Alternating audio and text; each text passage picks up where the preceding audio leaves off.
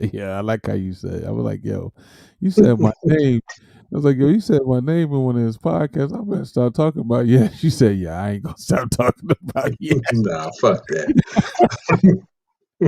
I'm on some metaphysical, like, yeah, I better leave him alone. You like, yeah, I ain't gonna stop talking about yeah.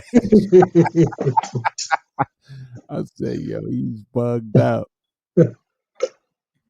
You say my name, so I'm cool. To all my patrons. Hold on, get some of this alkaline water. What's up, world? What's up to all my patrons? Billions of people.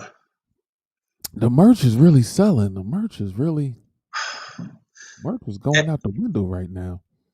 And plus, when you're in culinary, I'm in culinary.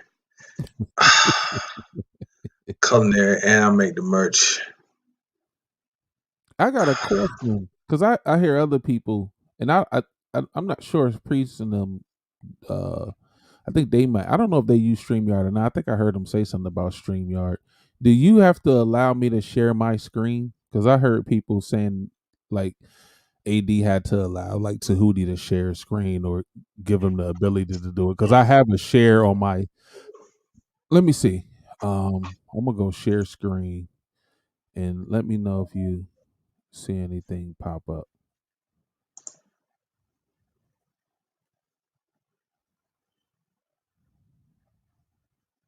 Yeah. I have to hit add to stream. Okay. Let me. Oh, and I have to. Okay, and then I have to click that little box, and then I can. Okay. Let me see something. It's cool, but they started getting too organized. Okay. Because I'm thinking I might be able to. This interview was an hour and 30 minutes. Now I listened to this interview already, but I think he said something interesting about the record labels at this 46-minute mark, which I thought maybe we can. I don't think we'd get a copyright on that. I know you get that more from music. Okay. Oh, 200. So I think it was interesting to hear his viewpoint from that. But yeah, okay, cool. So I can share my screen, and now what I'm seeing is I can. Okay, all right, cool. Now how do I get back to? Okay, no. Okay, Are you okay, ready to take it? you can click back on me now. Yeah. All right. So I have to ask you to. You have to do it for me. I got it. Okay. Okay. My bad. I didn't know we was live. My bad. What's up, world? Peace, serious biz. You're now tuned in to another episode of the Think Muzic Podcast, episode 11. And tonight, we're talking about exploring the genius of Roy Ayers and his divine triangle. Exploring the genius of Roy Ayers and his divine triangle. And this topic, Dap suggested this topic, and we're just going to do a little mini deep dive into who Roy Ayers is, and got a little treat for you also. So stick around. And so I'm going to turn the floor over to Dap. He going to tell you what the business is. And before we get into that, I just want to say last week, when we were dealing with the dark side of when our what was going on in our signs, I missed a big opportunity. I was supposed to tap into what I was going through at that time when the baton was passed to me, and I didn't. And it wasn't that I was afraid, it was more or less that I freestyled it and I forgot I was supposed to do that. So I wind up talking about things that weren't pertinent to the topic, and I missed an opportunity. And I talked with Jamal about that offline, and we may circle back to episode 10 another time, and then I could talk about where I was at during that time, because I felt it was interesting. And during that podcast, he said something that triggered the thought of what I was supposed to talk about. But when he did that, I didn't tap in. It wasn't until I woke up Saturday morning and was like, like it hit me. So I want to apologize for that. Whoever watched that, you're probably like, what the hell is Dap talking about? And so I went a little off track. I wasn't aligned the way I was supposed to be. So I just want to, because on this podcast we try to be as upfront and dealing in our integrity as possible, sharing real life, uh, um, happening stories or what have you. When we on here, we don't want to give you guys, a bunch of filibuster, as my man would say, or you know, just running off at the mouth. We want to give y'all something tangible. So I missed that opportunity. I apologize for that, and I'll be better prepared moving forward. Um, so yeah. So with that said, I'll get into this information about the great Roy Ayers. Hey, what's up, brother Williams? What's up, Nene? Bro Williams, Nene, peace. You can hear me. You can hear me good. Yeah. Oh, real quick, Nene, your book should be arriving tomorrow, according to the tracking. Yeah, I'm waiting for But this dryer piece to come, and this thing is holed up at the post office. It's supposed to get yeah, this piece by the 15th. Man, it's crazy. yeah, man. Post offices, you gotta cross your fingers every time that they. Yeah, it's like, man. But I think what I'm gonna do, just real quick, I think I'm going to they have a tracking number. So when you do UPS tracking, there's a when you click on that, there's you can track it through the post office and see what's going on. So it may be at a post office and just sitting, and I may be able to go to the post office and just pick it up myself. So I was kind of just waiting for them to do it, but I think that might be my next move. Okay, so anyway, the great Roy Ayers. Roy Ayers was born in South Central Los Angeles. Something I didn't know was South Central was called South Park first before it became um, South Central.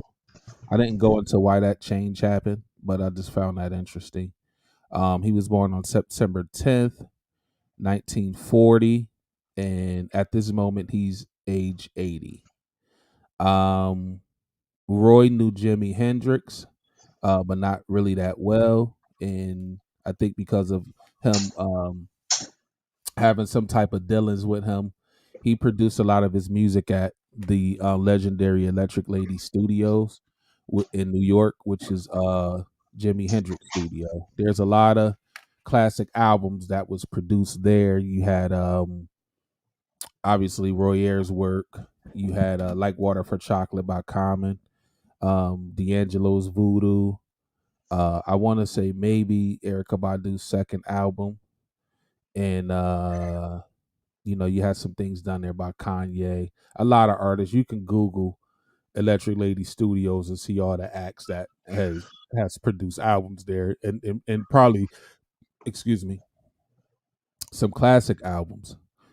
At 5 years old, um, Roy Ayers was given some mallets from Lionel Hampton, who was a huge big band artist before jazz really before jazz as we know it took off with the likes of I'll just say, and I know it was people before Miles, but before Charlie Parker and those guys took it to another level, they came in after big band, and Lionel Hampton was a huge big band artist.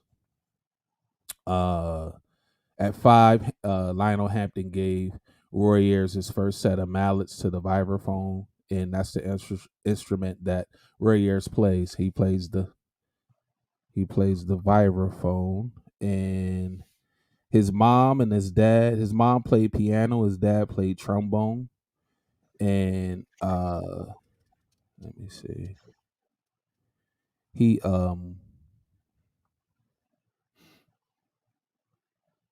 he was given his own vibraphone when he was 16. Uh, some of the genres he plays in is jazz fusion. Jazz fusion is when jazz artists begin to meld R&B, funk, um, rock into their jazz. He does funk music, acid jazz, disco, soul jazz, R&B, house, and hip hop. Um, he's a vocalist, a keyboardist.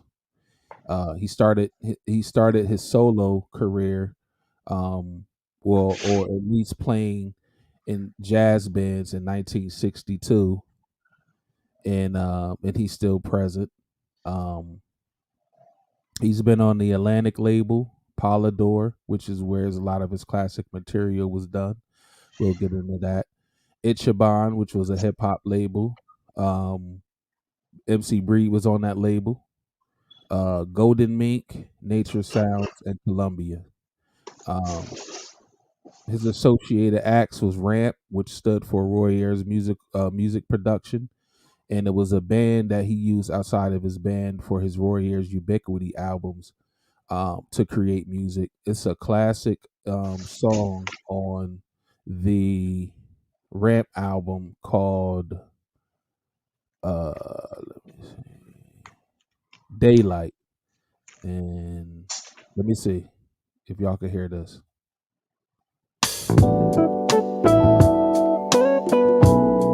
So, if y'all know what that is, that's Bonita Applebum.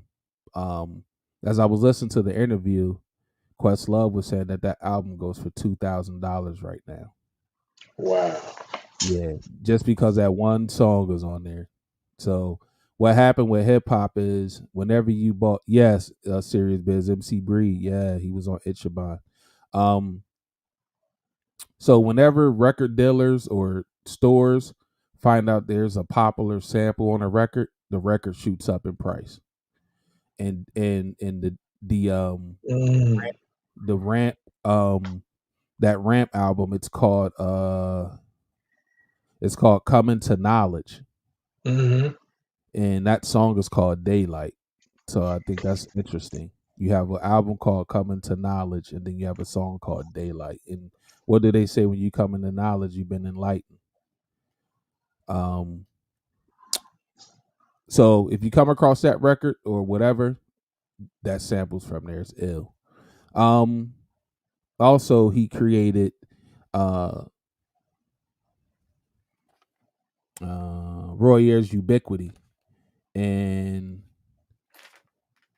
I got a few notes here on what ubiquity mean. Let me see. Okay, so um, the word ubiquity means uh, you could be, and because it meant that you could be everywhere at the same time. And he said if people buy his records, then he would be everywhere at the same time because everybody will buy his record. So he liked that name. He got that from a lady named Myrna Williams out of California. Um, and that's where a lot of his classical albums came into play. Um, his popular songs. Oh, before that, his associated acts were Fela Kuti, which is a Nigerian artist, Tyler the Creator, and Edwin Birdsong. He's a songwriter, film scorer, and he's also considered the godfather of neo soul.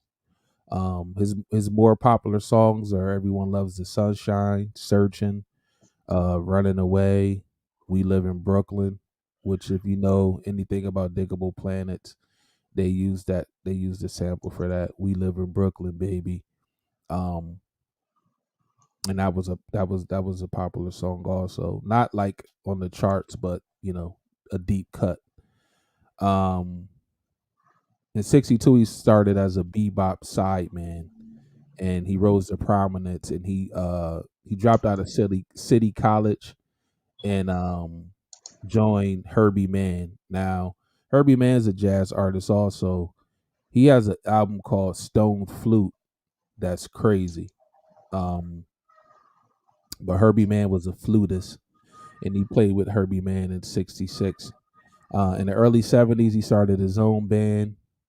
Like I said, Roy Ayers Ubiquity, and Ubiquity stands for a state of being everywhere at the same time. He fronted a band in high school called the Latin Lyrics. That was a doo-wop band, and in that band, he played steel guitar and piano. Um, what drove him to jazz, he said, was being able to improvise. Um, there was a freedom in jazz, and he wanted to tap into that. There's also a jazz artist named Bobby Hutcherson, which I chopped up some Bobby Hutcherson. You might be able to find that on my SoundCloud page. Um, and he was another great vibist, and him and Roy had a really great relationship. Um, Roy Ayers was the first artist signed to Polydor Records, and I did when I was listening to this podcast the other day. I went and looked up Polydor. Polydor used to be Polygram Records, and it was a record label that was started in the '40s, and it was between uh, Britain and Germany. It was like two countries created one label, and um, when the war broke out, World War II, uh, Britain they uh, pulled out of the label, and Germany just ran it at that time because that was when Hitler was running around trying to take over everything. So that was interesting to find out. Mm. But he was the first artist signed to Polydor, and then James Brown and Mandrill, which I think Mandrill was a funk band back in the '70s. Um, but I remember a lot of classic James Brown records was on Polydor. That if you had any records, it was the red label with the black writing. But those were the first three artists signed there. So I thought that What was year? What year was he signed to Polydor? um I actually don't have the actual year, but let me see. I can. Oh, it's all right. My bad. You keep flowing. I'll look it up real quick. Nah, I got you because I got everything still pulled up. It says his first. This is on Wikipedia. It says his first album was in 1970, and the album was called Ubiquity. And he dropped Okay. 1, 2, 3, 4, 5, 6, 7, 8. He dropped 8 albums on Polydor, and then in '76 he dropped the album on Atlantic, and then he went. And I don't know if this is it. It seemed maybe he just did one project there. Then he went back to Polydor. He had two labels because I know he had just Roy Ayers, and then he had Roy Ayers Ubiquity, which was like a different entity. But he dropped. Let me see. 1, 2, 3, 4, 5, 6, 7, 8, 9, 10, 11, 12, 13 albums, 14, 15, 16, 17. He dropped like 17 albums on Polydor. Um, what else we got? He left Atlantic for a better deal. We can get into that a little later. Um,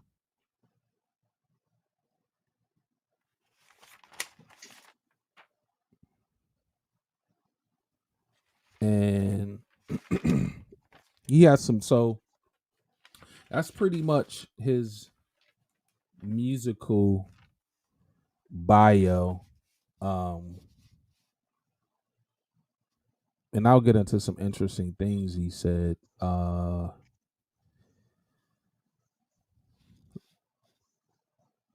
Oh, his parents.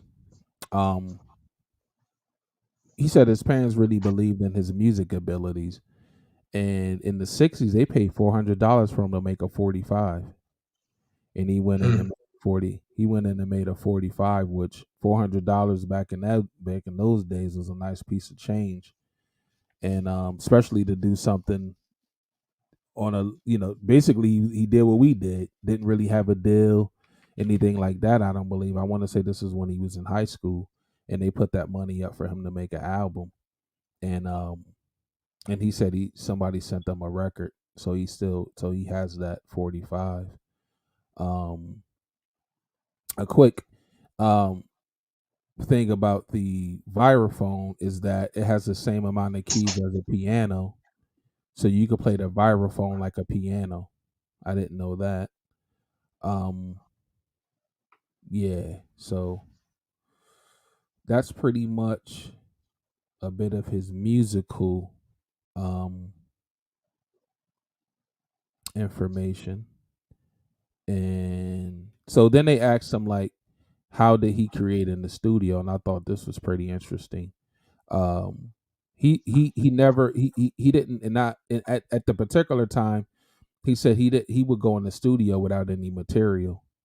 And you always hear artists talk about how expensive studio time is, and you usually try to go in um prepared.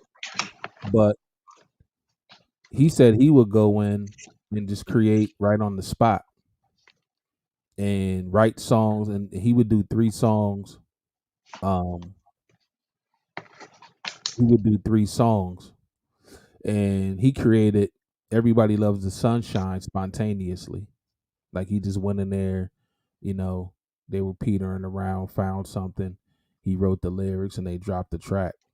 So he liked going in the studio with nothing, which I think when you go to the studio with nothing, you're a definite creative. Because I don't know what you tapping in, what he was tapping into. No issue with alcohol or psychedelics or drugs was talked about. So, you know, I'm I can only surmise that he went in there sober. But to go in there and create a track like "Everybody Loves the Sunshine" just off the top of your dome is amazing to me. Um, Yeah. yeah, I think that's. I kind of feel like that's what I sit down without. I sit down when I make beats. I sit down with no direction, and whatever comes to me. And it could be a day where I sit here, and if I'm in the flow, I might make 3 beats, 4 beats.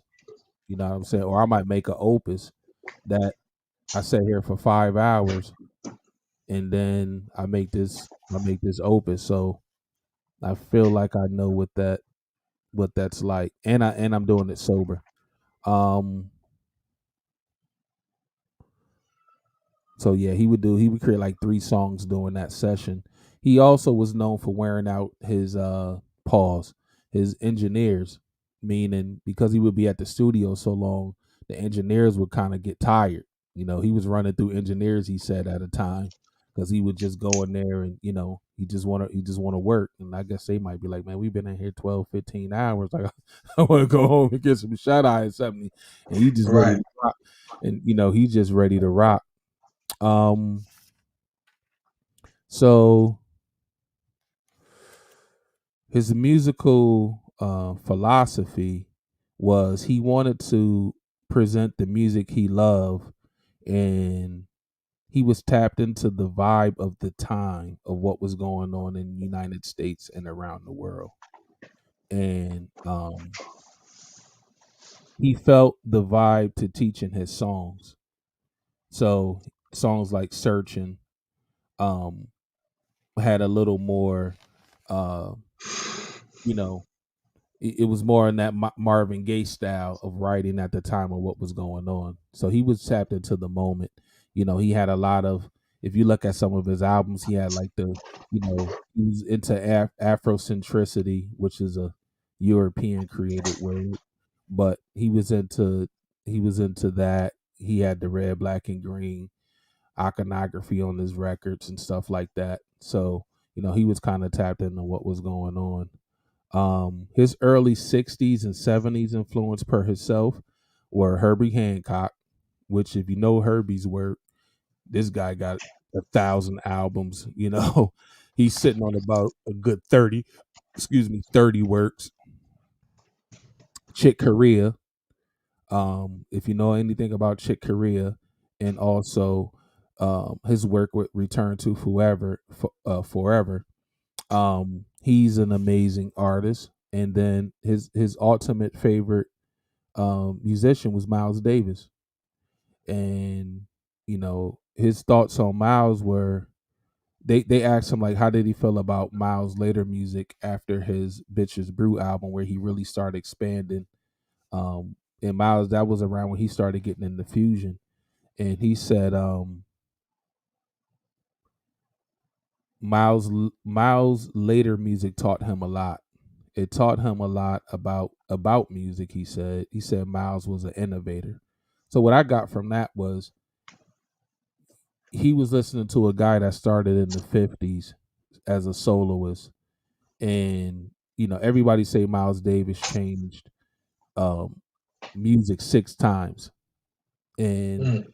when Miles Davis died, he had dropped an album called Tutu, which was produced by bassist Marcus Miller. And if you know anything about Marcus Miller, you know that he played on a lot of early Luther Vandross records, and along with Nate Adderley Jr., which Cannonball Adderley is his uncle, I believe, and Nate Adderley Jr. is a piano player, and they helped. And Nate Adderley Jr. was Luther Vandross's musical director. But about a 3 album run, I'll say, Marcus Miller's playing bass on a lot of Luther Vandross records. But I think with Miles, for everyone that really likes Miles Davis, just to tap into Miles for a minute, um, Miles was all about going and finding what's kind of like what's next, and how did he fit in with what was going on. And if you listen to any Miles Davis records, Miles Davis wasn't one of them trumpet players that was. Miles Davis was more about space. He was the one that I heard say that space is an instrument. So he played more subtle, drawn out. He was kind of like that slow groove. Um and yeah, he was heavy in the Miles. And those 3 guys, Miles, Herbie, and Chick Corea, all those guys are expansive in their music. If you listen to these guys' catalogs, they're places you wouldn't even expect them to be. Starting off as jazz pianists, those two, because Chick and Hancock play the piano.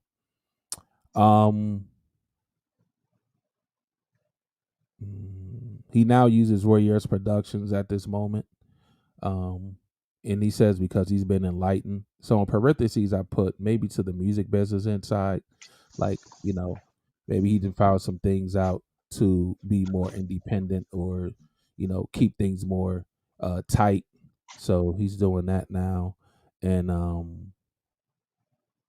he was asked, and I thought this was interesting. He was asked how did he transition with the musical landscape, and he said versatility. And he said versatility is his key, and being very creative. And he said by looking at the whole music spectrum, you have to deal with it. You have to deal with the facts of grooving. All music is relative, and and all music is related.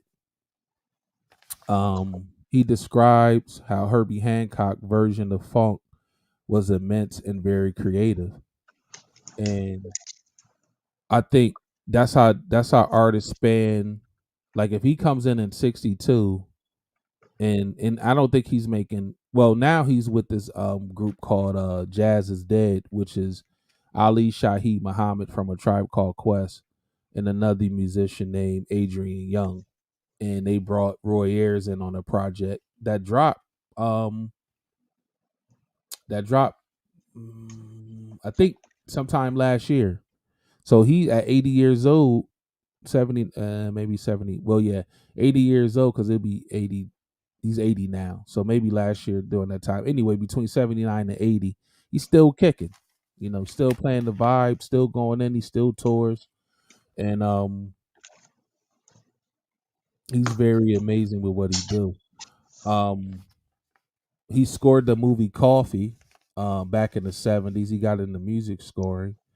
He scored the movie Coffee with Pam Grier.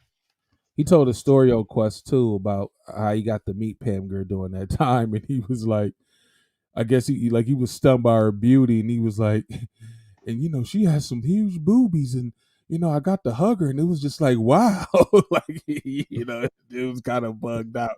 I was like, I can only imagine like Pam in her prime, you know what I mean? You Yeah, still in yeah. the studio, whatever, and then you in the studio, or wherever, you get to meet, and you like, because back then they was showing Pam with no shirt on, so uh, to meet her and be enthralled with her beauty was like, that was amazing to him. He still lit up when he was talking about that. Um, and he had so to get into how he met Fela, which I thought was interesting. Um, and he said either 78 or 79 um was his first time going to Africa, and he went from the request of an attorney he was dealing with that was Nigerian. And he said he went, and he paid for him and his musicians to go. He said it was very expensive, but he paid the money for them to go. He said he went, and when he met Fela, he met him sight unseen. He never met the guy before or anything, but the attorney was like, you need to meet this artist. Um so he went, and he met Fela, and he said when he met him, Fela gave him a hard, strong, warm embrace, and said Fela had 70 musicians with him, and he said none of the musicians read music. He said Fela would teach each musician a part, and then they would jam. And I guess I'm not sure what Fela religion was, but Rare said he had many wives, and they all were like dancing on stage while they were playing the music. He said a Fela show would go 3 hours. And in Africa, they have an electricity problem. So he was like, when the power would go out, the drums would just keep going. And then Mm, when the power came back on, they would just get back to jamming. And a Fela show was at least 3 hours. So mm, I think that's just, and Fela in the music business is known as a genius anyway. Um, so if you could tap into Fela Kuti, and he has a song called "Water Knows No Enemy" that's really interesting if you want to check that out. Um, Something Roy also said he did too while he was with the label because he started peeping game. He recorded 60 reels at Polydor that they never seen. So he created music in the studio that never came out and that he never turned into the label. So if mm, you want to know what a reel to reel is, you can get a bunch of music on a reel to reel. And he has 60 of them of unheard music that he never turned in and that he still have. Um, so he would record music and not turn it in. And he said the reason being is that the music business, he said, is messed up. He said it's effed up. And the reason he said it was effed up was he said they get all the money. You do all the creating, they take all the money and give you a little bit. Um, as I tapped in before, Ramp was a whole different band than he would usually use, and those musicians were from Ohio. And he had got Ramp signed to ABC Records through his separate production deal. So, um,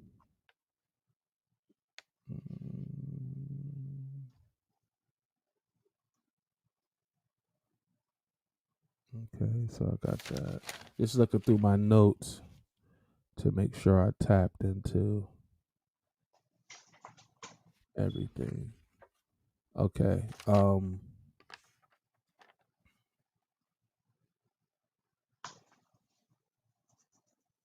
So they said what made him tap into Afrocentricity, and he said Africa is the center of the world, and Fela Kuti was in his mind. That Fela grabbed Roy's mind. Um, he says people don't relate to Africa. He said they do relate in the fact that they know about the continent, but he was like no one goes there. So I guess he tapped into, you know, us being brought from there. That that was his motivation, just tapping into, you know, Africa, and that helped spawn his creativity. And yeah, man, that's about what I have. Um, So why on did you choose Roy Ayers? the reason I chose him is because his ability to tap into what he calls his creativity. When I listened to that interview, it made me think of myself. To be able to just go and do something spontaneous. I mean, you always hear people say the zone, like especially athletes, and more likely basketball players, where where they can't miss. They might hit like, well, you always use the Jordan analogy when he played against Portland in the '92 NBA Finals when he hit those 7 threes in the first half. Like he came down 7 straight times and hit a three. Said he was in the zone, and when they asked him about it, he was like, he said the rim was like big as the ocean, basically. Like he felt like he couldn't miss. So I think, whatever he was tapping into, or maybe just your excitement of being able to be creative, that's what made me want to talk about him. Just, I mean, this he taps into all genres of music. I try to tap into all genres of music, and not really tap into them, but I try to make my music very open. Um, he said something in the interview also about um, artists being pigeonholed or being stuck in one thing, and you have a world out here of different people that listen to your music. So, you know, if you can broaden your musical palette, okay, you may be doing something that's not jumping in America, but it may be jumping in Britain. So ultimately, you're still able to sell music because you're tapping in to all type of genres. And the way he effortlessly, in my opinion, moved along with what was going on, um, it made me feel like I had, you know, you know, no way am I on his level, but I feel like we have a kindred spirit in our creativity, because I don't sit down and try to make a particular beat. Like whatever I sit down to do, that's how I come out, and then I put it out. And I think that's where the jazz, that's where hip hop with a jazz mindset comes from for me, which is a mantra I like to use. And um, you know, that's what it is, man. If I know we can't play any of his music because of copyright issues, but if I was able to just skip through his catalog and play a couple songs, man, you would like the guy. He was great, and then he was a producer. Like,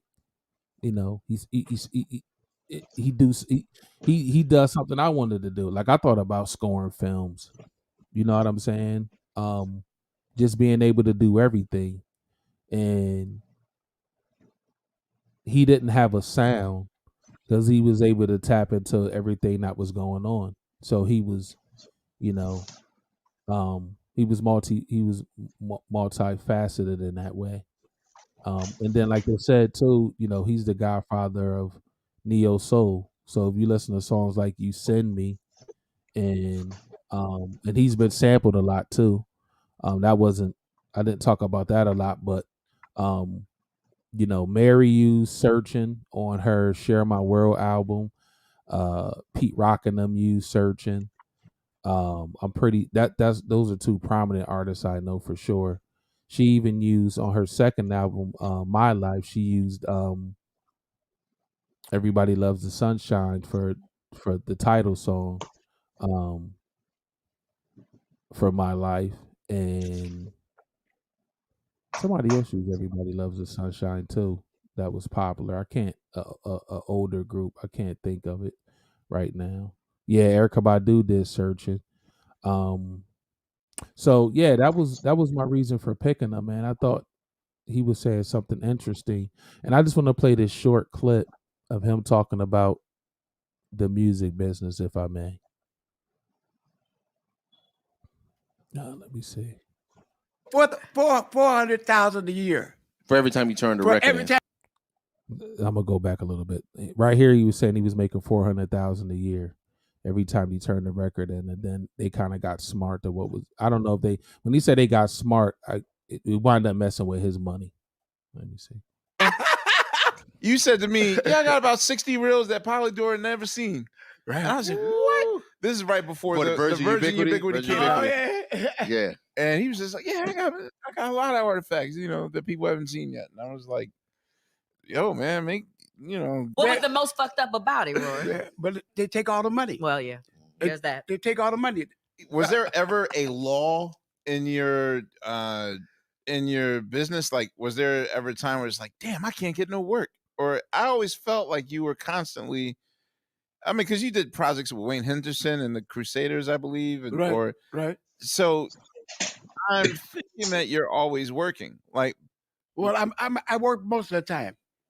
so was there most of the ever a time. down period where it's like, okay, I don't know, this might be the end of the road, and Well, there's a down period, but the down period, it gets better, and it continues to get better. As you will probably grow in your life, you'll see it get better. I see. How did your records? How were they selling in Polydor at the time, and what was the standard for what they considered a successful record? Interesting. I was making $200,000. Some damn 200,000. 200,000. 200 period. Okay. Oh, wow. 200. 400,000 a year. For every time you turn the For record every in. time a record, right? Every time I turn a Okay. record, they had it so fucked up. Excuse me, but they had it so fucked up. And Right. I would I like Roy. the record, and the promotion people said, "Hey, he's got another album coming out, and we haven't finished with Finish this this single, with this other single." They were crazy. So So you're moving too fast for them. well, that's right. They were moving too fast. Seriously, they were moving too fast, and I was fucked up. Oh shit, this is great. So you were basically saying you were basking in the glory of that time period and kind of. Glory of the dollars. I see. Right. Everything was cool, but they started getting too organized, and they fucked it all up. Well, They fucked it up. They fucked it up. that leads me to your production project, because there's two. Yo, Roy said, "Listen, I was doing 2 albums a year, making 400,000, and I got more music coming, and y'all ain't even done pumping a single off that joint. Y'all moving too slow. I'm trying to get this bread. Now I don't know what Roy was doing with his bread, but listen, he needed to get that. Like he was like, I need to eat. Y'all ain't ready? Come on, baby. I gotta move." So, so I thought that was like really interesting. Mm-hmm. But also it shows you how prolific he was as an artist. And he wasn't putting out flim flam to, he was just that creative, man. Like he was tapped in. So, and then when your artist doing well, the label will allow you to go record. if anybody heard about Kanye West contracts, a few months back, he was, talking about wanting his masters and how he was in this slave deal to the labels and all of that. Well, some people were breaking down his contract online. You can still pull that information up. And he because he was such a great artist, man, he was getting fronted a lot of money. He was in the studio a lot. And a lot of that times that studio wasn't that the studio time, I don't necessarily think was always coming out of his pocket. But they knew like whatever he dropped, he was a prolific artist. He was going pop. And so, I think Roy that that's how Roy was. And then I guess Roy started peeping. They was okay, y'all doing that. Y'all slow footing it. And this is how you get those 60 reels of material. Like, okay. So Roy got a lot of unreleased material. Now, the thing about it, they never got into it. I'm not sure if he can release that material because, when it was recorded, I don't know how that works. But I don't think he's ever putting any of it out. I think it's just sitting on those reels. And he probably just go listen to it at some times or whatever. But Questlove and was joking with him about digitizing it for him so it won't get lost to, just something happening in his storage unit or somebody, maybe he lose the something that happened to Jay Dilla was just talking about storage units was he when he died, no one knew he had this storage unit. And a guy that buys storage units to see would send them, kind of like that Storage Wars show. Mhm. It was a guy that was in Detroit buying. I want to say it was in Detroit. It could have been in Detroit or Cali, but I think it was Detroit. This guy will buy storage units, and he bought the storage unit that Jay Dilla owned, and or was renting, and he buys it. He's going through everything. Is like you see all this musical stuff and tapes and everything. Then he's looking at the tapes and he's seeing like Jay Dilla and JD and all of this stuff on there. And he's like, "Oh, what?" It dawns on him like, "Yo, I have Jay Dilla's storage unit." And somehow he got in touch with Jay Dilla's mom. And let me tell you how these labels work, B. When it came out that this storage unit had all this unreleased music and tapes and all these things, they were clamoring to say it was theirs. Oh, he created during the time he was here, and because they wanted because they know he's a basically now they didn't group people that didn't really know about Jay Dilla have like he's God status now as far as hip hop production and all of that. Like he's a GOAT. And those record labels know that. So if you could get those tapes and put an instrumental album together or get those tapes and have some MCs rhyme over those beats and all of that. But the guy that bought the storage unit, he was dealing in integrity, bro. And he found Jay Dilla's mom and gave it to Jay Dilla's mom. You know what I'm saying? Because he Mhm. could have, because those labels was coming at this guy with some bread, I think, to get those tapes, because he owned them. Because they was in the storage unit. He owned them. It wasn't really like the record label couldn't sue him or anything because it wasn't actual, rails and all of that. I don't believe like it wasn't stuff that was their property that Jay had. So he gave the storage unit to Jay Dilla's moms, and Jay Dilla's moms went in there and got the material out and got with some of Jay Dilla's old producer friends, and she started dropping instrumental albums. Uh, for her son. So I thought that was dope. But Questlove and was talking about going to a storage unit and digitizing his reels so they won't get lost to a fire. If Roy loses his storage unit, somebody come by it and then they own it or whatever. So I thought that was very interesting. But yeah, I thought his view on what the record labels were doing, I thought that was really funny. Mhm. Yeah. Yeah, that's dope. Yeah, it's dope. It's dope. Roy Ayers is dope. Mm-hmm. Um, you know, it's funny. He picked up the torch from Herbie Hancock although they're not that far apart in age, but you can see the stagger where Herbie Hancock was a little bit behind Miles Davis, and I actually think him and Roy Ayers are pretty close in age. Yeah. Salute, MJ. Um, uh, and what's up, Worthy Maiden? What's up, Chadwick's Parabellum? Yoel. Let's see. I don't know if I miss anybody else. But yeah, so it's just funny. So and then um,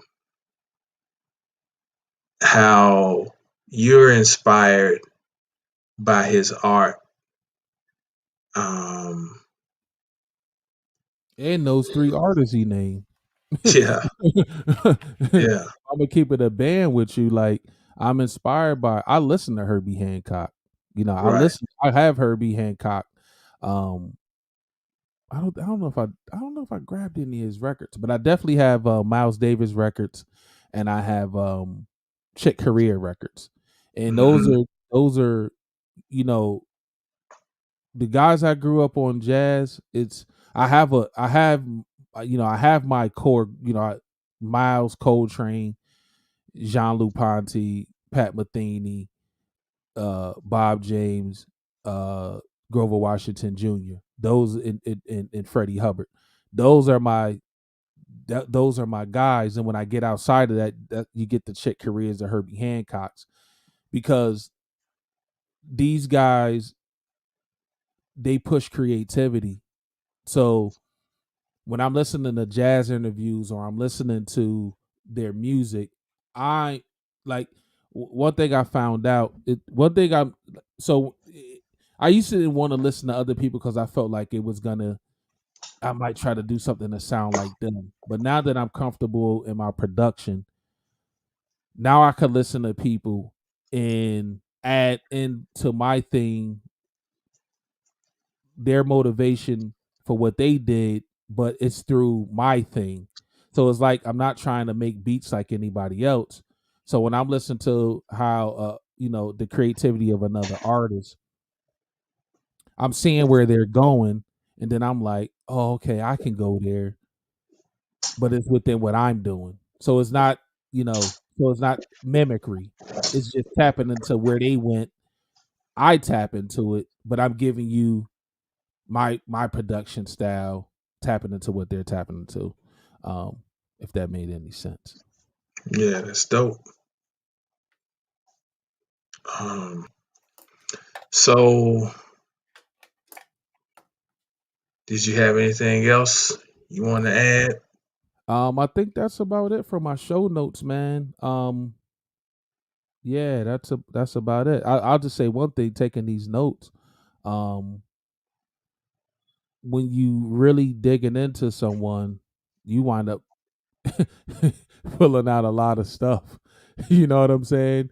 Uh, I could go into his Wikipedia page and give you the more, just the more hardcore basic things.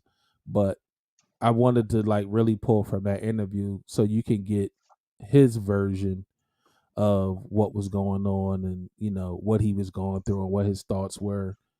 And like I said, he was 76 years old. So, if he would have did this interview, maybe in his 50s or something, he would have had a little more in depth answers to what they were asking him. But I think he did a great job, for being how old he is. I think his memory was great. And that Fela Kuti story was he was pretty. I don't know. He was just pretty much like me. Like he was tapped into people that was all about expansion. So yeah, I think it's about my time. Okay, so bet what I want to do then is just to expound on some of the things you talked about. Mm-hmm. Um, it just so happened that I was able to find his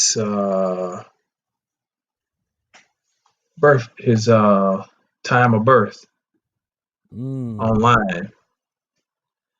That's and that's I mean, just the irony of that,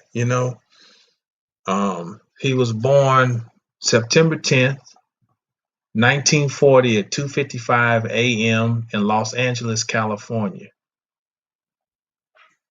And so the reason that we gave this the title of exploring the genius of Roy Ayers, you've gotten some of the background as to why we chose the genius of Roy Ayers.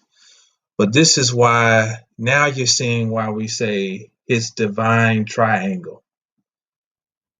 This is, if I dare say, and I don't even to preface this is a gorgeous birth chart.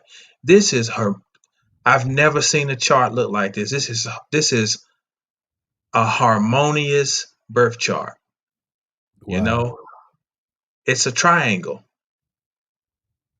And so I want to point out some things in his chart. And I don't know how well it shows up for everybody on your device that you own. But we're gonna make do with what we got. Okay. And so it's a lot of things that can be pointed out here. First and foremost, he's born in 1940. Okay. This is a whole sign chart. So it's not a Placidus chart, just for the record. This is whole signs. If you look at the top, you'll notice that he has Uranus, Jupiter, and Saturn conjunct in Taurus in the 10th house.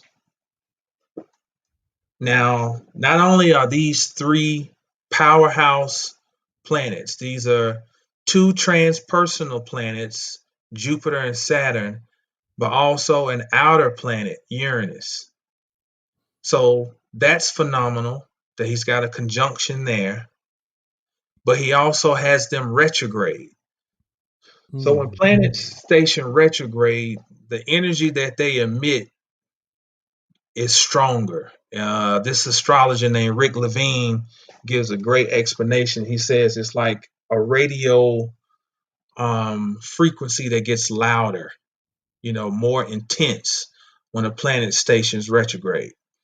So he doesn't just have one; he's got all three of these planets retrograde. So how does that tie in for Roy Ayers? The 10th house is the career house, and it's in the sign of Taurus. Beauty, value, harmony, and artistry. His career is as an artist. Okay. Yep. Uranus, freedom. He said, what did he say? Something you said. For one, he created spontaneously in the studio. Right. He didn't have a sound. No. Those are all Uranus. That's Uranus. It's the freedom to create as his soul is moved. Mm-hmm. Jupiter is expansion. Saturn is discipline. So music is his discipline. Okay. Yeah. So if you put those together, the freedom to expand the artistic discipline that I possess in my 10th house, in my career house. Okay. And that's not even the gist of this. That's just the tip of the iceberg. His 10th house is in a harmonious relationship with the 6th house and the 2nd house. These are all money houses. what did he say? He was making $400,000 a year. Yeah. Doing what he loved, because his chart, he was blessed with a chart where it was truly in the stars for him. Second house is actually the home house of Taurus. So the thing about his chart is his chart answers to Venus. His chart is ruled by Venus. Why? Because Venus is associated with the sign of Taurus, which is 10th house is in Taurus. His second house is in Virgo, but the natural sign of the second house is Taurus. Okay? And not only that, Mercury, which is the sign that his second house is in, Mercury is associated with, Virgo. Virgo is ruled by Mercury, but Mercury again is in the second house. So what we're doing, we're taking the sign that is associated with the house we're looking at his natural ruler, then we're looking at the natural sign and ruler of that house is Venus. So the second house, all that stellium that's in his second house, Mars, the sun, Mercury, Neptune, they are all answering to Venus because that's her house. Okay. Then we go over to the moon. The moon is in the sixth house. And also, although the moon is in its detriment, because the moon is in the house of Cancer, which is 180 degrees from its home. So this is a rather tough placement for the moon, but that placement has the support of music. Music is Roy Ayers' medicine. The moon represents your emotional body.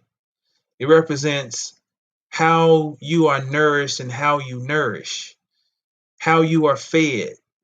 The moon represents your soul expression. Okay. So any pain that is felt through his emotional body is healed through his work. Sixth house deals with his work. His work is music. His work is Venusian. It's Venus. It's Venus work. Beauty is his work. He heals his soul through the beauty that he creates through his music. This is some amazing shit. Yeah, that's heavy. Okay. Now, his sun is in Virgo. His sun says, I express myself through taking a detailed approach, Virgo, to how I procure resources, second house.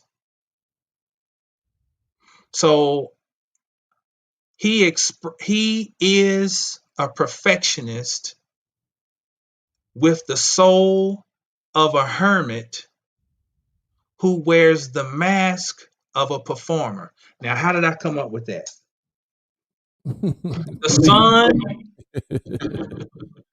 The sun is his expression. He expresses himself through the energetic vessel of Virgo, which Virgo is a perfectionist, detail oriented. Second house, values. He expresses himself, his perfectionism, his sense of detail is expressed in the house of values and resources. He uses his his expression of perfectionism to procure value resources. But his soul is his moon over here in Capricorn in the sixth house. So his soul, the moon in Capricorn, is that of the recluse. It's hidden in Capricorn. Okay? Because Capricorn is not as open to feeling. The moon wants to feel.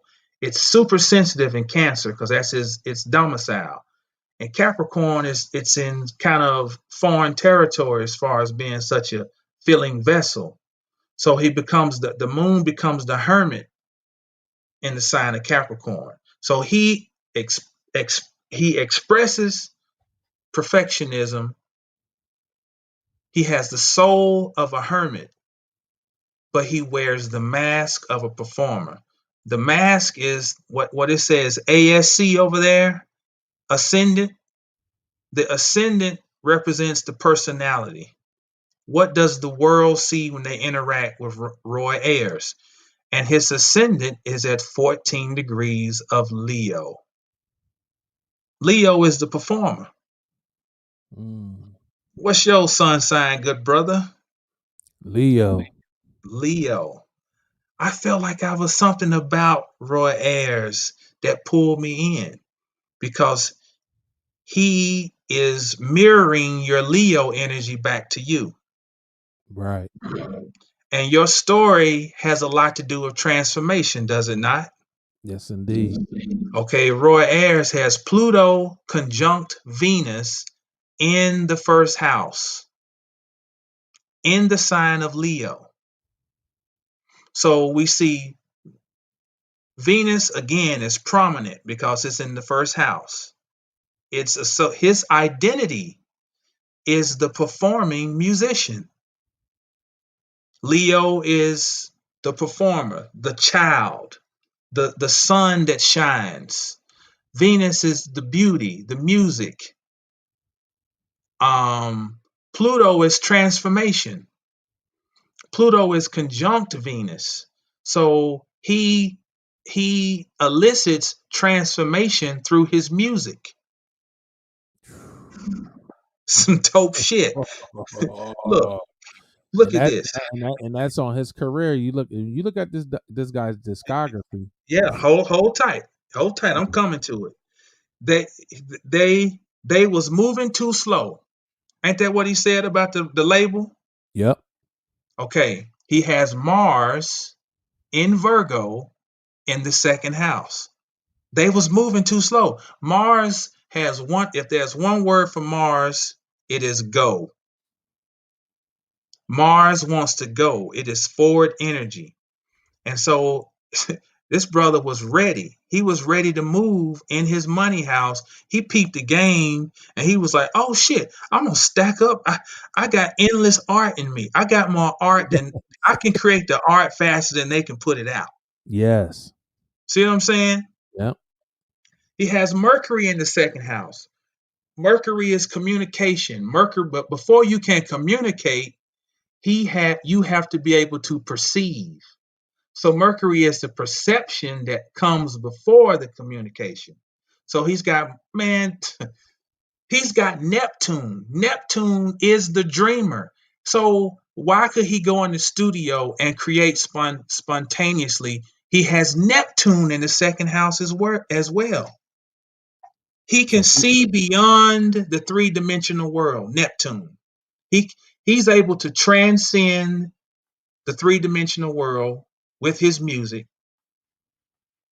He has the forward movement to go get it done. And look, this is a stellium. And not only is it a stellium, it's a loose conjunction. There's only 11 degrees of separation between Neptune and Mars. This is a conjunction. This is a fucking genius. A genius. We're looking at the blueprint of a genius mind. And not only his north node is in Libra. You look at the third house, you see his north node. In evolutionary astrology, north node means where you are evolving and where you are going. And Libra is ruled by Venus. His chart answers to Venus. This man had no choice but to be what he is. He was destined. Okay, now real quick. I don't want to bore everybody. Real quick. Now I got to touch in some of the stuff you said, huh? I said, this is dope. Appreciate it. Now I got to touch on some of the stuff you said. Okay. 1976. he comes out with Everybody Loves the Sunshine. Mm-hmm.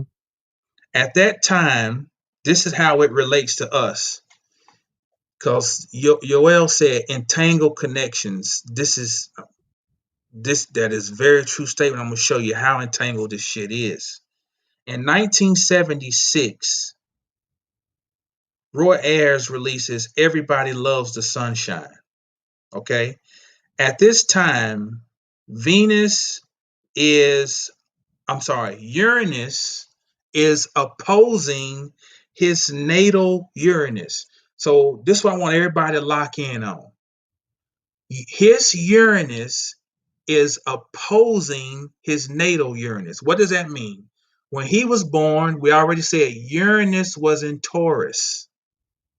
So if his Uranus is opposing, that means Uranus was in the opposite sign of Scorpio. That's called a midlife crisis. Ooh. Because Uranus has roughly 84-year cycle through the 12 signs of the zodiac. So by the time it opposes itself 180 degrees from where it starts, that's roughly 42 years, give or take a few years. Everybody Loves the Sunshine is Roy Ayers' response to his midlife crisis. Now, when Roy Ayers is having whatever his version of a midlife crisis is, and maybe he didn't really have, maybe it was just a midlife resetting point, but that's just the term we give it. At this time, the era that Dap and I are born in is the time he's having his so-called midlife crisis.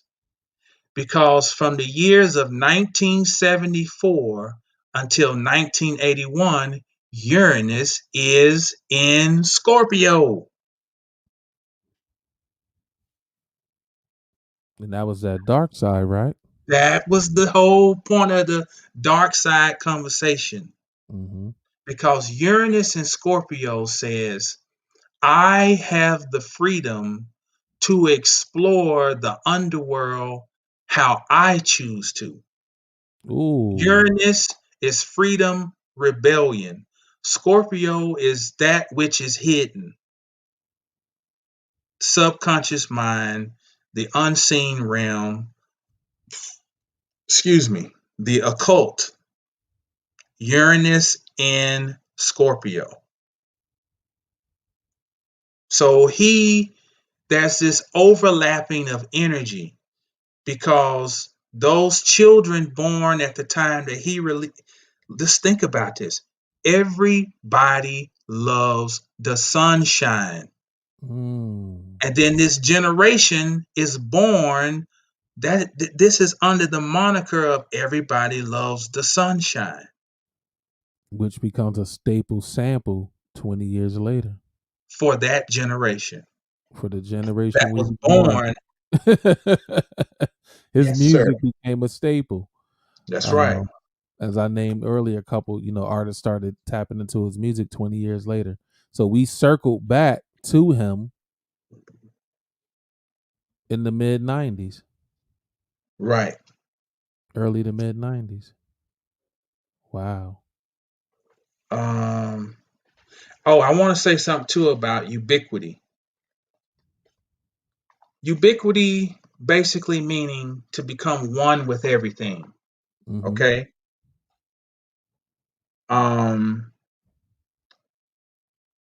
And if you look again at where he has Neptune in Virgo. Neptune, I said, is transcendence. So transcending what? The perceived boundaries. And if I transcend the perceived boundaries, what happens? I become one with everything. Ubiquity. And this is what Roy Ayers is doing when he releases Ubiquity is he has given the antidote for his wound. Mm-hmm. Because if we look in the 12th house in his chart, the 12th house is Pisces house. Neptune is associated with the 12th house, Pisces. Mm-hmm. He has Chiron in Cancer in the 12th house. Chiron is the womb. And so his generation, because Chiron is a generational point in the chart. Like our generation, most of us gonna have Chiron and Aries. His generation is Chiron and Cancer. So our generation has a wound in the identity. His generation has an emotional wound, Cancer. And so, what is Roy Ayers, if I would take scholastic and liberty here, I'm going to say Roy Ayers' music became not just the antidote to the world, but the antidote for him. It's his living elixir, his medicine, because his pain is in the home of Neptune.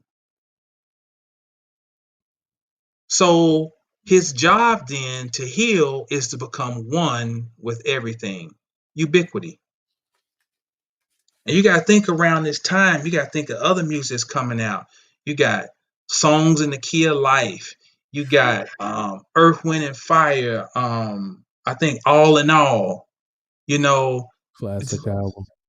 and these are coming off the heels of a Uranus-Pluto conjunction from 60 till 70, I want to say, somewhere like a decade. So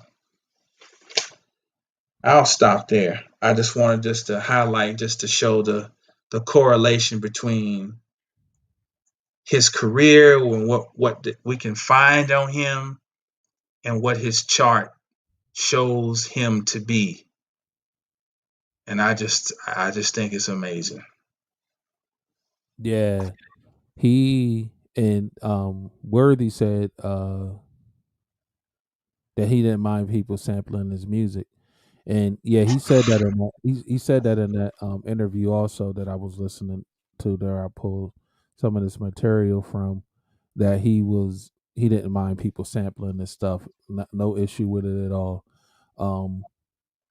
Which was, pretty dope, because some people have their issues with hip hop and sampling, and they don't think it's an art and they're not real musicians. But anybody will tell you everybody can't sample. You know what I mean? Right. Like it ain't easy as people think it is. And then we ain't talking about looping. Like, we're not talking about finding one piece that connect to another piece and then adding some drums and a bass line over it. We talking about when you take, let me see.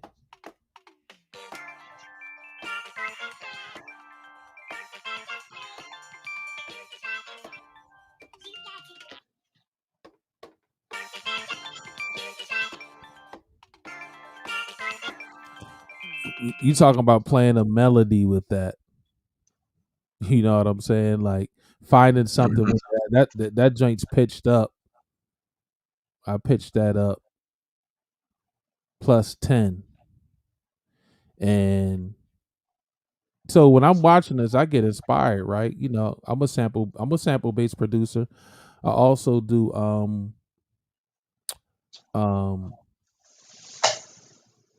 organic music too, like non-sample music.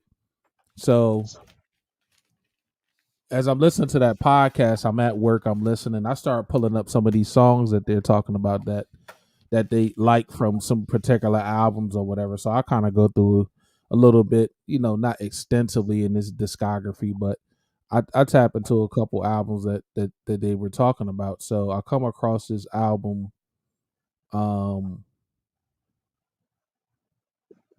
this song "Drive" on this album. I believe it's called "Drive," and I created this track called "Someone Else," and I'll play a bit of it if you don't mind. Rock on.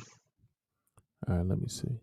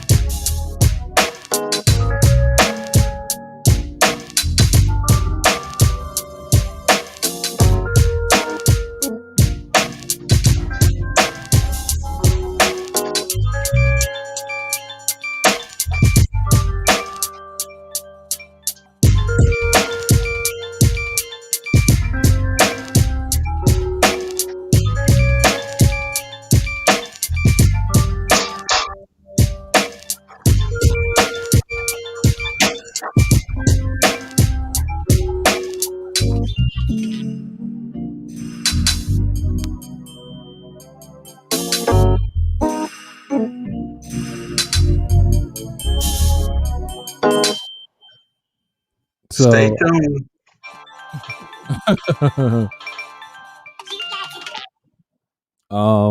so Yeah, that's dope. so chopping samples just to So I'm gonna play. So the sample is this.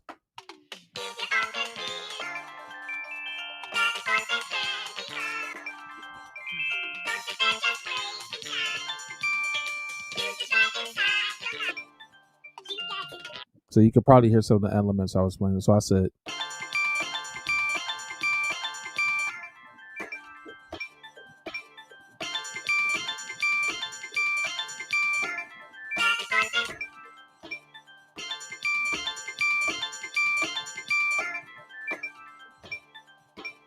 so that's that part, and then everything else is organics added around that.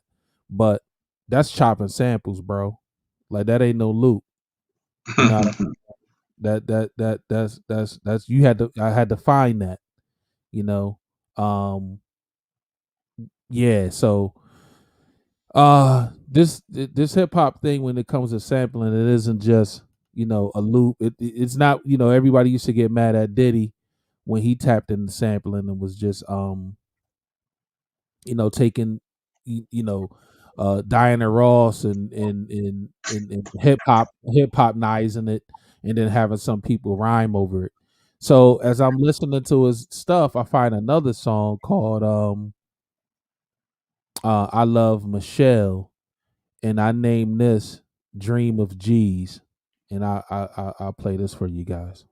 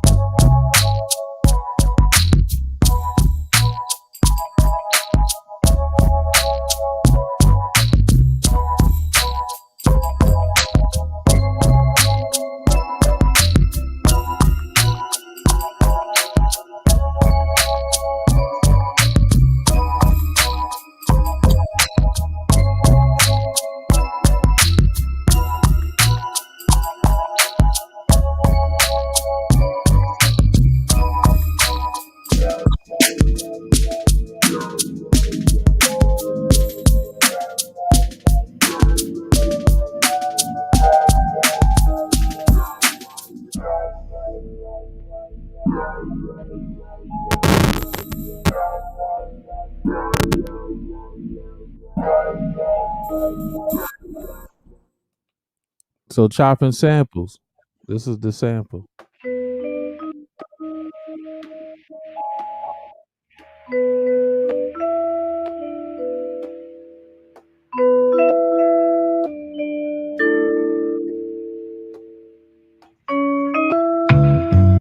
Right? So then I come with, let me see. I gotta play it to see the pattern.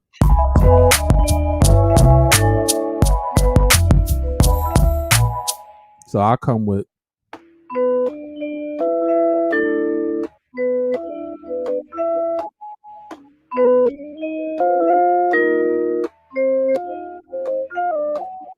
you know what I mean?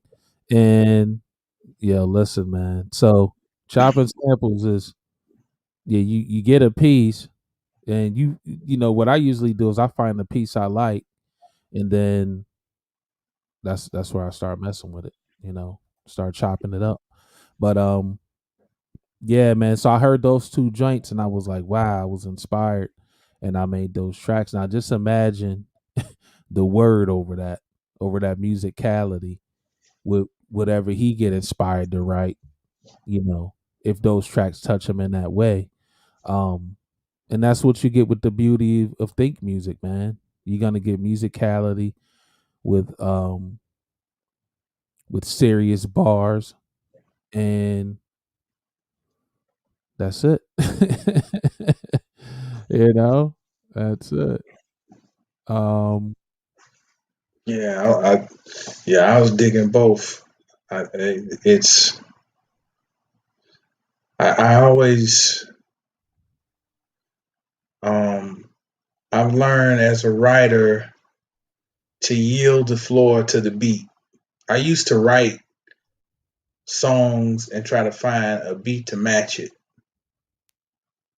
Now I listen to music or I listen to the tracks that Dap's in and I write to the track. And it just makes for a much better, more organic and just more sonically pleasing music. I'm listening to the break. I'm thinking, would I rap over that break or would I stop and let it live? Just a little. So the beat is going to dictate.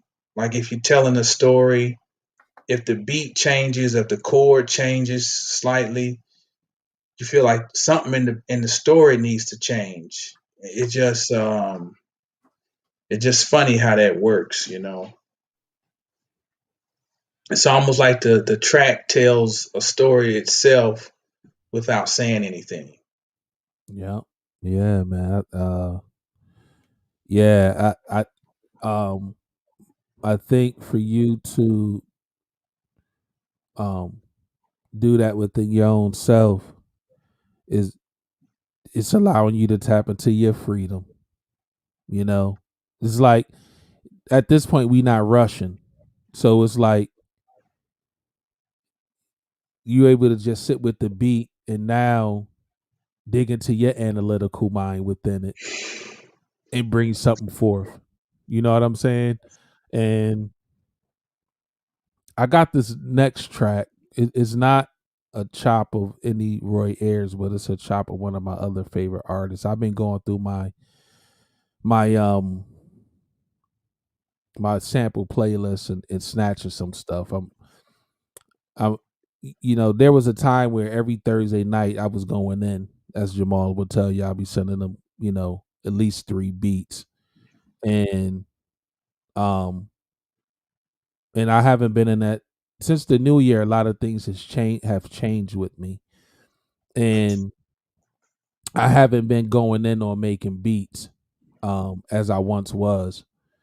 And I think sometime I'll still get caught up in, you listen to an interview or you hear artists talk about how they tapped into their thing, and then you like, man, I wish I could tap in like that, and you try to tap in. But what I'm understanding now is like I have to I can't be someone else. So I do it how I do it, and I have to be comfortable with that, because I've been in I've gotten caught up in trying to be like other people and do what they do. It creativity wise, like, oh man, he's making 10 beats a week. Like, I wish I could, let me. But no, that's just not how my life's set up.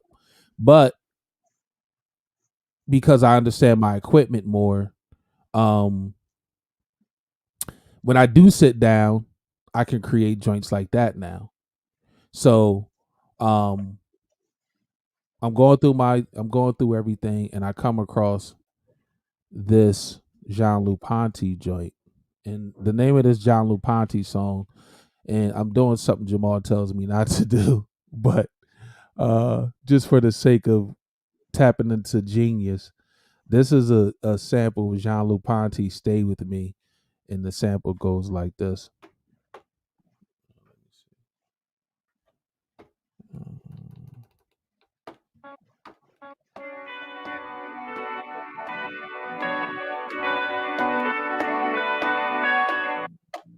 All right, so I got about 12 pads. So now this is what we got. This is called Mesmerizing. Uh-oh. Okay, hold on once. Let me close some stuff out. My joint over here teetering crazy. Close some of these windows. I'm not sure. Hopefully that'll do it.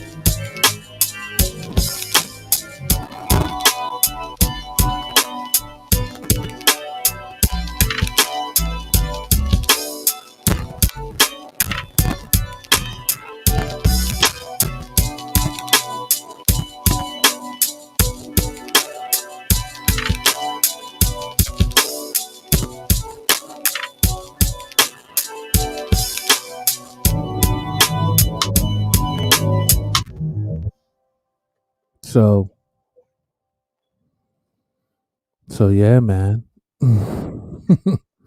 Yeah, Mesmerizing. that's, as you say in your words, that's a bar fest. Yeah, but yeah, listen, when I heard it, I was like, yo, when that breakdown come in, that boom, boom, boom, boom, boom, boom, it reminded me of Hitchhiker. Mm-hmm. Go check out Hitchhiker if y'all have it. On the Bandcamp, man. It's a crazy single. Yeah, man. Damn, I ain't been running the damn Get my shit together. Yeah. But yeah, it's like so now I'm tapping in when I feel like I'm supposed to tap in. And yeah, I feel the flow coming back. So I got like 5 beats to send Jamal. 3 I just played, 2 others. And I think when the brother get these and as he say put his earbuds on in the house quiet and he get to rest his mind and fall into the pitfall of the beats, I think you guys will be hearing something. If he's if it touches him that way. So yeah, man. Listen to that Roy Ayers, man, and that's how creativity work, man. For me, it's like, I listen to an artist and I go dig through their discography and I find something, I'm like, oh, that's crazy. And then, chop it up. And I like adding organics around the samples. So when I drop the sample, the beat can live on its own without it. You know what I'm saying? A guy in the producer circle I'll be around sometime named CX the producer, shout out to him. He was like, yo, if you drop the sample and the beat's not rocking, it's in his words, he said something different, but it was basically like trash. He was basically like, how do your beat sound when you drop the sample out? Like, is it still jamming? Is it still rocking without the sample? So that kind of motivated me in like, oh, I'm gonna add that into what I do, because I wanted to do samples with organics around it. That's why you hear all those little bells and whistles within the beat, because I wanted to do that, and I think I'm accomplishing that. Yes, Some indeed. of those samples was dropped out, and it was, hopefully it was still rocking to y'all. Yes, indeed. Yeah. So, yeah, man, that's all I have, man. Yeah. I've been getting a little bug back to do a little bit of writing. Birds with Long Legs has intrigued me. Oh yeah. It's a good Um, it's a good joint. um, yeah, I finished that. So, Birds with Long Legs. Yeah, so yeah, just letting the game come to me, Yeah, like slowing everything down, man. I think I guess that's what I was trying to say earlier about the creativity, just slowing down and you know, not forcing it. I gotta do something real quick.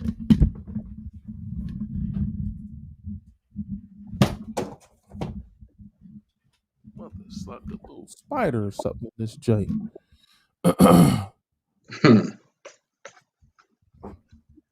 Yeah, I gotta do him dirty. But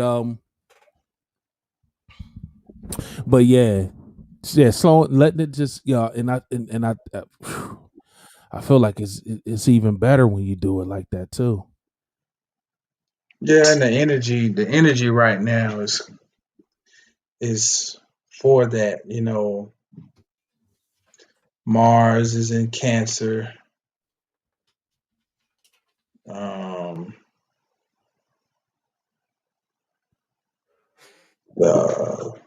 had a series of planets move through Taurus, slow down energy.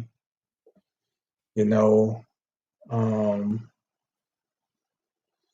so yeah, it's just earlier part of the year was go go go go go, and now it's things are kind of slowing down, and it's like naturally like let the game come to me. Mm-hmm. Yeah. People might be feeling more need to sleep. Yeah. Um, Yeah, and I had to get comfortable with my creation of like, yo, not to sound morbid, but if I was to check out, like, there's a lot of material out. There's some unreleased material, but I got a lot of material out in the world that shows my progression. Mm-hmm. That was another thing. I was fighting, like, in my mind I started fighting time. Like, I started getting into the I'm 40 plus and I only got another 40 left if I'm super healthy, and then 20 of that, I may be in my right mind to be creative, and I started putting the time clock on things, and I was like, nah, man, like, what's supposed to happen is gonna happen. Like, just let it flow. Don't get too caught up in all of that stuff. Like, just let it rock. A serious biz, you can hit me on the Think Music email, man. It's thinkmuzicllc at gmail. And send me that track if you want to. thinkmuzicllc at gmail. And I'll check that track out.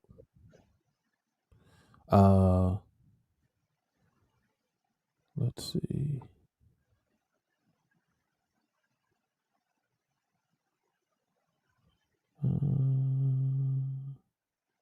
I'm trying to go back up. Somebody, as I was talking, they was talking about some. Have you ever listened to Superman, the Native Guy? I never heard of him. Is he on YouTube, UL? I would love to check that out. I'm always interested in checking out new music. I follow a lot of YouTube channels that post whole albums, and it's all type of. It's so much. Listen, man, there's so much music in the world. Like, it's so much music from American artists, and we ain't even tap into artists in other countries yet. So it's like music is endless at this point. It's so much material out. Like, it's so much old material to get into. Also, as much as new stuff being put out, it's a whole bunch of old material you can find it to tap into. I follow a lot of channels that be posting whole albums, and that's where I be getting some of my inspiration from to chop some stuff up, man. It was guys really tapping in, especially that good 70s jazz fusion when it was kind of gumball machine. Ew. I feel like right now music is just, I used to tell Jamal, I feel like things are on a lull right now. And it's like trying to figure out, like, humanity's trying to figure out the next play.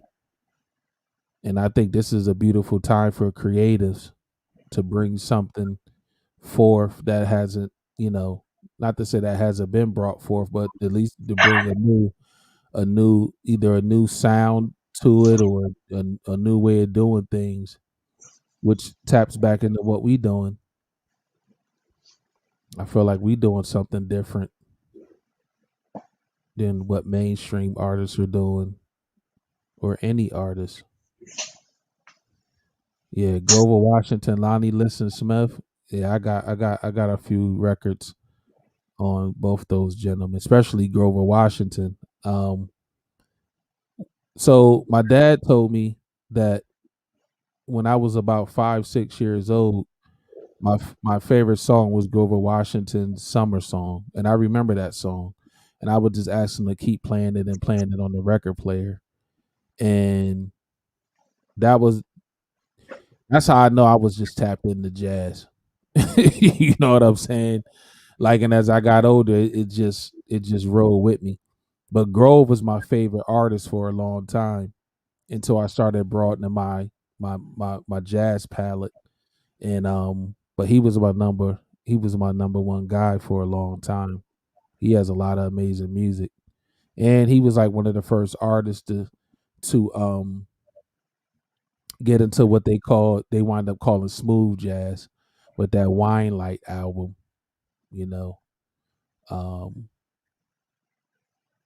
That song Wine Light is a classic too, if you ever could pull that up.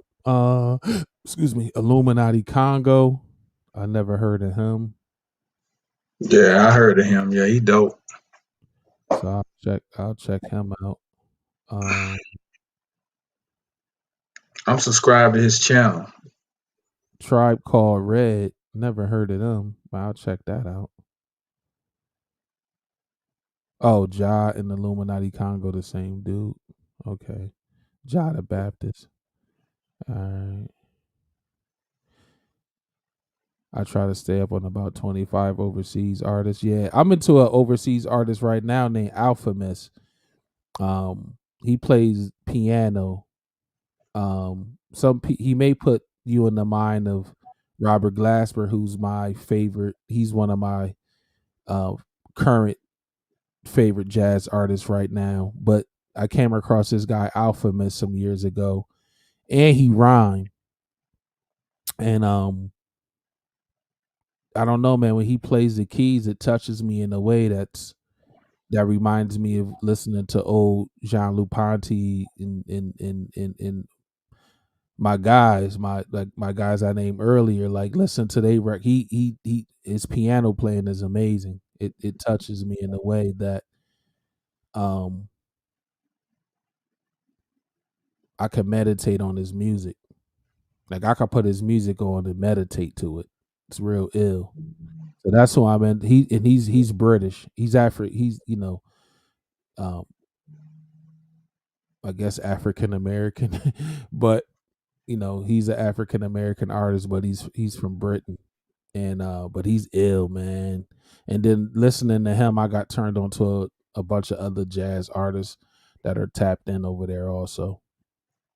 So yeah, I got my ear to the international, to the international music also, if I'm feeling it. You know what I mean? Like, I'm not a hater. I don't, I just listen to music, and if I vibe with it, I rock with it.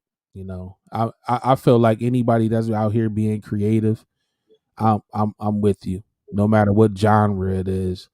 If you're being creative, I know everybody doesn't like, everybody don't like everything, but I respect creativity. So I try not to down anybody like that, to be honest with you. It's just, if it touched me, it touched me. If it doesn't, it touches somebody else. So it's out there. It's out there doing something.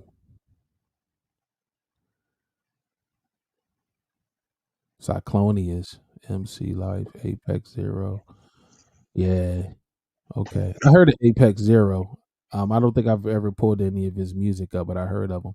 And sometimes I go on Bandcamp and listen to cats too, because Bandcamp is like a hub for independent artists, even though some major artists will drop projects on there also. But I've come across a lot of dope music on Bandcamp. It's just a lot of people. If we was really able to tap in to our creativity, or as Jamal broke down the chart on Roy Ayers, and you could find out what your thing is, and was able to tap into it, not to be on some utopia talk, but the world will definitely be in a different place, man. If we were able to really tap into what we're supposed to tap into. If you knew it, at least.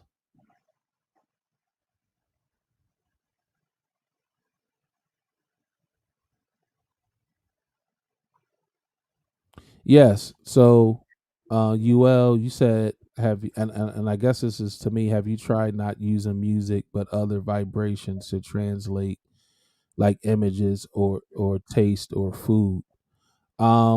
Images, yes. I'm going to add images to the music, but I look at images and I'm able to create music off of images. Right? So I watch a lot of architecture videos. I watch fashion shows. Like, I get inspiration by other artists. So I might watch something of somebody, walking through a museum, and then I see something in that video that touched me. So I like to this is crazy. Like, when I'm making beats, I'll open up Netflix and put on the Chasing Coltrane documentary while I'm making beats. And I have a little square on my screen and it's muted obviously, but it's on while I'm making music. Like the other day I was making music, I had YouTube playing in the background real low while I was making music. And I had the screen real big behind me, and then I had my machine screen small, and I was making beats. So yeah, I get inspiration from pictures. I was telling Jamal, look, I named the opus Art and Everything. And one day I was talking to Jamal and I was like, bro, there's a pile of rocks is art. Like just how it organically fell how it fell, right? And then you look at it and you could see the artistic value in a pile of rocks. You know? So yeah, I get I get inspiration from and like I said, I don't always sample either. Like sometimes I just make an organic beat with no samples. And now I'm gonna start melding images and video ideas with the beats. And just try to take my creativity to another level.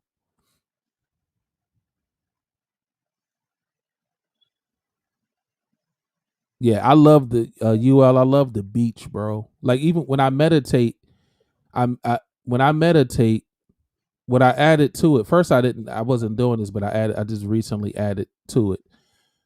I picture myself sitting on a beach. I love what I like doing, bro, is going to the beach with a chair and the smell of the ocean and that water rushing.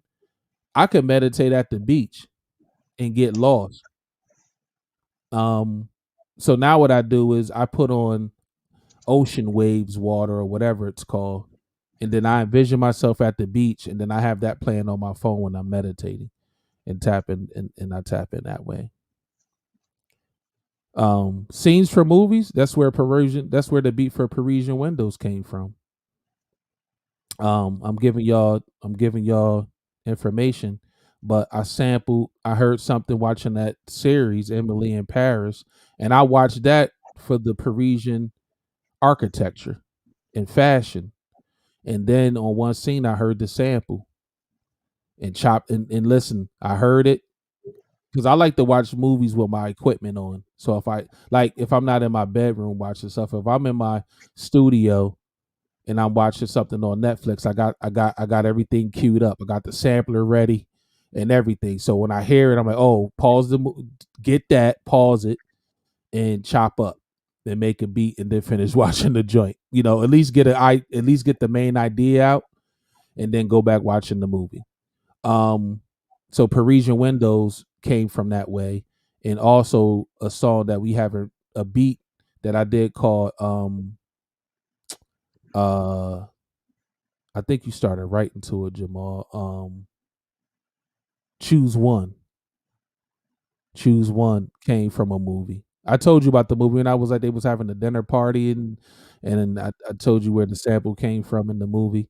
I forget the name of the movie, but I have it written down somewhere. But so yeah, I've got motivation from that also. Yep. Movie scenes, everything. I think when you creative and you're open like that, you can use that to tap into your art and not do it like I said before, not do it in a way of mirroring someone else, using all of those things to expand your art.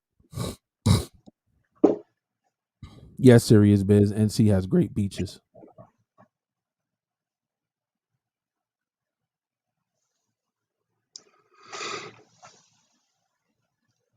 Well, I know for me personally, before I ever even could write, I was an artist before anything. Like before I could write, I was a visual artist. So my birth chart is kind of odd. My birth chart is like one of those Jackson Pollock paintings where he just takes the paint and throws it on the wall on the canvas. Well, that's what my chart looks like. Everything's everywhere. So a lot of time people put me in a box because of maybe whatever I might appear at the moment. But I can, and not being funny, I can do a lot of shit, you know. And so visual, and I don't draw like I used, but if you can draw, you can draw. If I sit down and I want to draw, like if I want to draw somebody, I can sit down and draw them and, make it look pretty lifelike, So I just have an artistic mind. And when I was a child, I used to act in plays and dance and sing.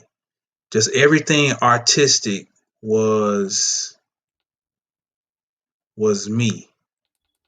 And I think it was when I discovered sports and all that, I kind of shut down that whole side. And for me, all this stuff, the music is just kind of rediscovering something that had been kind of tossed to the side, which is just art, period. It just so happens right now the art I'm doing is music. But, even with my YouTube, it's hard for me. I've struggled with focusing on one thing because that's what they tell you to grow your channel. You got to focus on. I can't do it. I tried to focus on just music.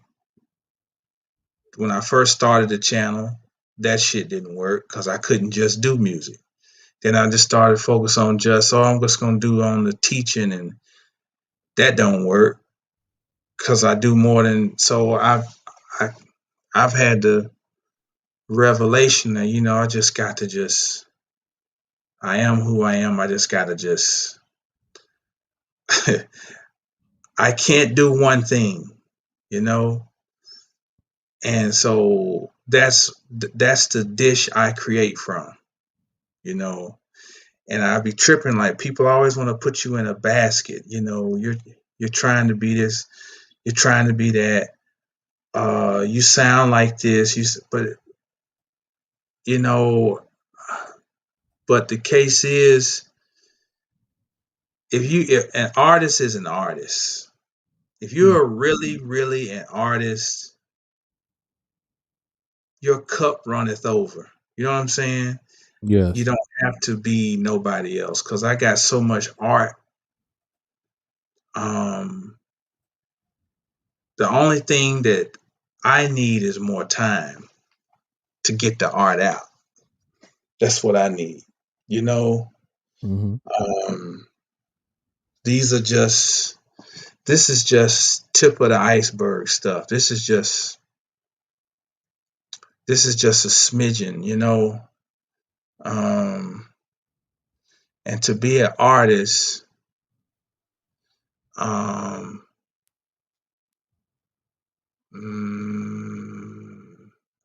is to walk a thin line between sanity and insanity. You're always teetering on that. Teetering, that's just keeping it 100. It's always, and you just look online, it's a lot of nuts online, not a crazy motherfuckers, and to a degree I can't relate. I get it, because to be eccentric and to be artistic, it's a thin fucking line, Yep. So I don't know where all that shit came from, but fuck it. Well, I think you hear a lot of artists, they don't, I mean, athletes also, like they don't, you so tapped into your art, you put other things aside. And sometimes it's family, children, because you trying to, you hear about these artists, especially like musicians that tour a lot, because you get more of your money from touring. And then, if you're married and y'all having children and you're an artist, and the way you make your money is off touring, you're gonna be gone, And then as your kids get older, and it's cool when your kids are babies and all of that stuff. But then when they get to about that 10 or 11 and start playing, little league baseball and Pop Warner football, and they like, Dad, like, I'm doing good, and I want you to come to a game and with that support, and you like, I got 10 shows this month or whatever, and kids don't understand, the way we're living the way we live because of my artistry. That's when it could become some type of issue, unless you just blessed to have some kids that understand, like, this is what daddy do, and this is how we maintain our lifestyle. But yeah, you got to kind of be selfish as an artist to do your art, and then you need to have it's some other things in there too, like you got to have a husband or a wife that's riding with you, doing your creativity thing. Because you're in the studio making beats, coming up with ideas, going to the studio, working with other artists. Like, those are times you're not with your family and your wife. So I always thought it made sense to, and I know we human, but just on paper, I just remember this. Kobe Bryant's dad told him that he shouldn't have got married as early as he did. Like, he wanted Kobe to, like, live life a little bit, get your career started, and then as as you're settled in the NBA, then get married and all of that. And it seemed like it might have played out that way, because I don't know what happened. I mean, well, they say what happened in Utah with Kobe, but it was like, maybe you could have got some of those things out early. We know how the music go, we know how the athletes go, we know it's groupies or whatever. And I know that maybe that wasn't a groupie issue, but it's kind of like, get all that stuff out of you early and then settle in. So it seemed like when you meet someone, you want to start a family, you're not really thinking about your career. You're thinking about your career, but you're not thinking about how your career is going to affect your family life when you start having kids early. So that's something. Indeed. Well, Yeah, I think we at your threshold, brother. yeah. We done hit the fourth quarter. Yeah. But I think this was a good build, man. Yeah. Good bill. You see the banner running. Latest project is Morris Legacy EP.